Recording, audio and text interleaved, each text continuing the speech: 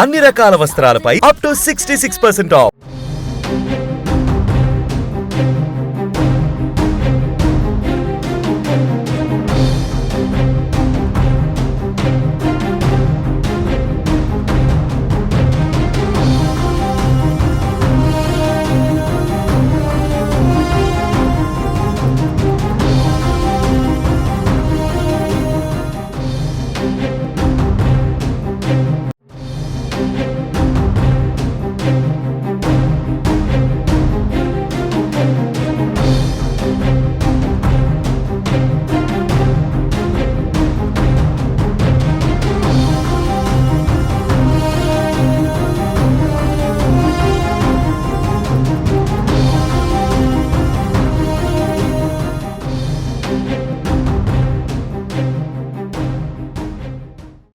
అండమాన్ సముద్రంలో మరో భారీ భూకంపం సంభవించింది.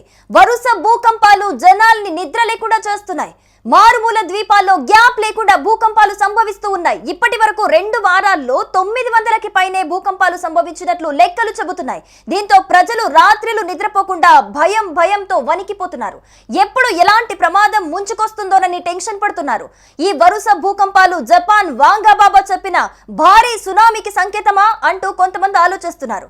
జూలై 5 ఈ రోజే జల ప్రళయం ప్రపంచాన్ని ముంచేస్తోందా? జపాన్ న్యూ బాబా వంగ జ్యోతిష్యం నిజమేనా? ప్రపంచ వ్యాప్తంగా చాలా దేశాల్ని వణికిస్తున్న రోజు ఇదే. జూలై 5న ప్రళయం ముంచుకొస్తోందని కొంతమంది అంచనా వేసి మరీ చెప్పారు. ఆ అంచనాలు నిజమయ్యేలా శాస్త్రవేత్తలు వెల్లడించిన కొన్ని వాస్తవాలు సంచలనం రేకెత్తించాయి.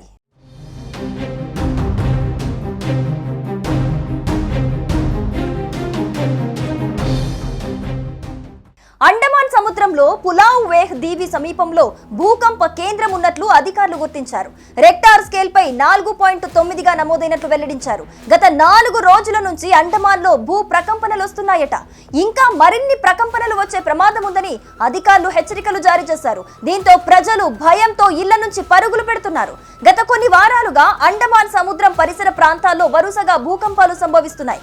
గత నెలలో కూడా ఈ సముద్రంలో 4-5 స్వల్ప తీవ్రత గల భూకంపాలు చోటు చేసుకున్న సంగతి తెలిసిందే. జూన్ 30న ఒక్కరోజే 4.6, 4.7, 4.9 తీవ్రత గల భూకంపాలు సంభవించాయి.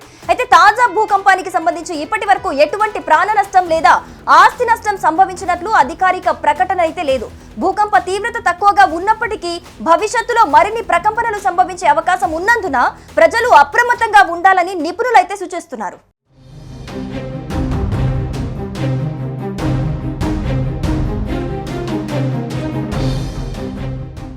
దాదాపు 2 వారాల నుంచి జపాన్ లో ఉన్న టోకరా దీవుల్లో వరుస భూకంపాలు సంభవించాయి. ఇటీవల వచ్చిన భూకంపం రెక్టార్ స్కేల్ పై 5.5గా నమోదైంది. దీంతో చుట్టుపక్కలున్న జనం భయంతో వణికిపోతున్నారు.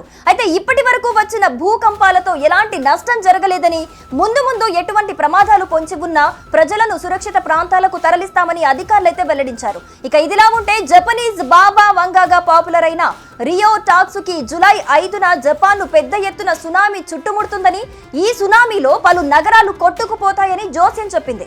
అంతేకాదు జపాన్ ఫిలిప్పీన్స్ మధ్య ఉన్న పసిఫిక్ మహాసముద్రంలో నీటి అడుగున ఉన్న అగ్నిపర్వతం పేలుతుందని, ఆ తర్వాత పెద్ద ఎత్తున భూకంపం సునామీలు వస్తాయని జపనీస్ వాంగా అంచనా వేసింది. అయితే ఇప్పుడు కొన్ని దీవుల్లో వరుస భూకంపాలు సంభవించడం వాంగా జోస్యానికి సంకేతమేమోనని జపాన్ ప్రజలు వణికిపోతున్నారు. అసలు జూలై 5న ఏం జరగబోతోందని అరచేతిలో ప్రాణాలు పెట్టుకుని టెన్షన్ పడుతున్నారు జనాలు. 2011లో ఈశాన్య జపాన్ పై సునామీ విరుచుకుపడింది. అప్పుడు సంభవించిన భూకంపం సునామీ కూడా రియో ముందుగానే అంచనా వేసి హెచ్చరించిందే. అయితే అప్పుడు భారీ భూకంపం సునామీ ముందుగానే చెప్పారు. అది జరిగింది కాబట్టి ఇది కూడా జరగొచ్చేమోనని అనుమానం పడుతూ ప్రజలు భయంతో వణికిపోతున్నారు.